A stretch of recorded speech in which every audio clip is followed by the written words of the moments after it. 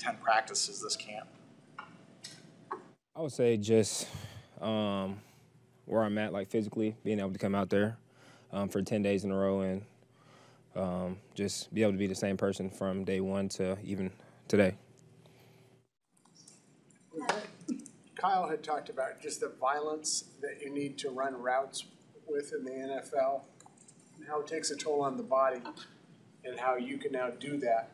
Is that some of what you're talking about when you're saying you can maintain your performance? Yeah, just in this offense, it takes a lot, especially to Kyle's standard, to come out here every single day and run routes the way that he wants them to, and the receivers want them.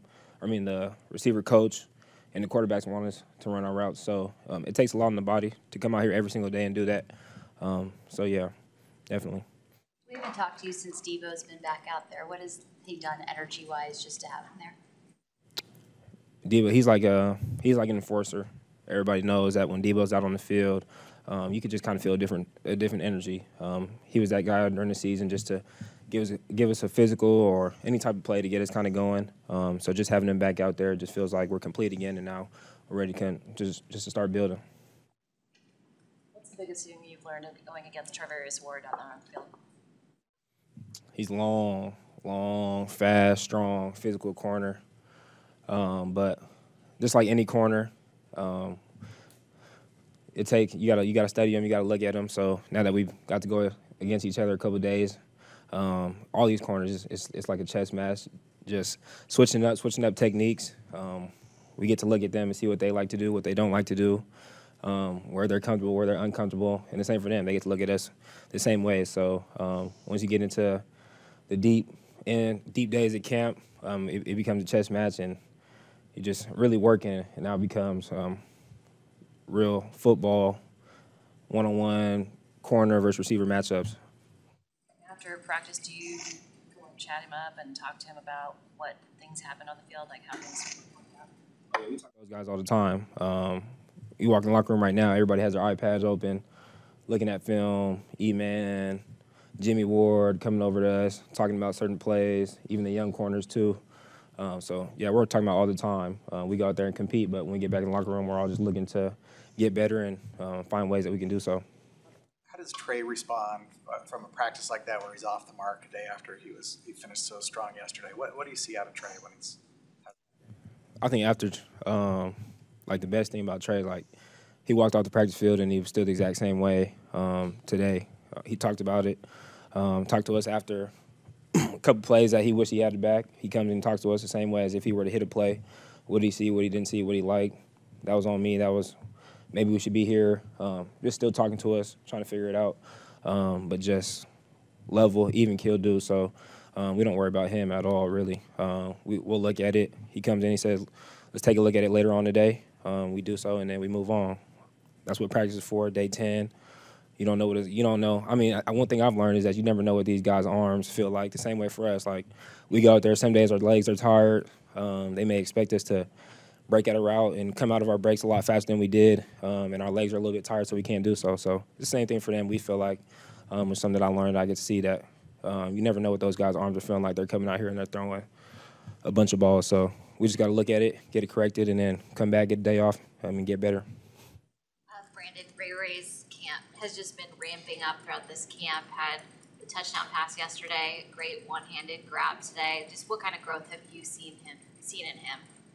Yeah, just middle of camp or a couple days into camp, you start to see guys get comfortable in the offense, know what they're doing, and just play at a different speed. So I think Ray, he had a great couple days. You could just see the quickness, the speed, just able to run every single route, able to run deep down the field, and you're starting to see that. He had a great catch on the sideline today.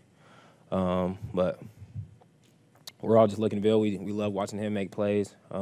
And like I said, we have a great room, so we're excited to see Ray keep on going. Brandon, with what happened in practice the other day, how much of that for you was just trying to maybe jumpstart the offense, and how much was maybe something that actually annoyed you on the field? What happened in practice the other day? Waiting on that one. Just middle of camp. everybody's competitors out there. I'm tired of seeing them. I like playing with them because for certain reasons like that, we talk about it all the time. We got into an argument the other day about how if the offense played the defense, we would beat the brakes off them. So we talked. I mean, I think they felt that a little bit because the day after practice, they came with it, we came with it. But it's just like that's just how we play. When you turn on the tape and you watch the Niners, nobody's backing down to anybody. So I feel like when we go against each other and people butt heads, that's what happens. I'm not backing down. He's not backing down. But at the end of the day, that's my brother when we go back in the locker room. That's my brother when we leave. That's my brother. So it is what it is. We moved on. But it got the pads going. You know, Kyle talked about us being back out there in pads again today. Just we need a little bit more. We need a little bit more. So I think we start to see the pads starting to wake up a little bit more and just the energy out there a little bit more. Danny Gray has said he noticed that Kyle is particularly demanding of his wide receivers, and obviously you know that. Have you been able to help him, or as he goes through inevitable growing pains as a rookie in training camp? Yeah, it's nice to have another receiver that Kyle can annoy and leave me alone. But of course, I'll talk to him especially, just because I know exactly what he's feeling. All those guys, I know exactly what they're going through. Just trying to give them pointers on just little details, little things that can kind of make their transition a little bit smoother. Because when you don't have that, you don't know what you don't know. So, but it takes a couple times. It takes you messing up. It takes you doing something wrong. It takes you getting chewed out. It takes you getting yelled at by the coach, the quarterback, all the above to kind of figure it out. Because it sticks that way. So I'll try to fit in sometimes where I can, but let them figure it out too at the same time. You have good chemistry, timing with Trey Lance. It seems like he really trusts you and has a good feel for when you're going to make a break. Yeah, of course. We feel like just throughout the offseason, the spring OTAs, and throughout the rest of the offseason, we got to build on what we put together in the spring.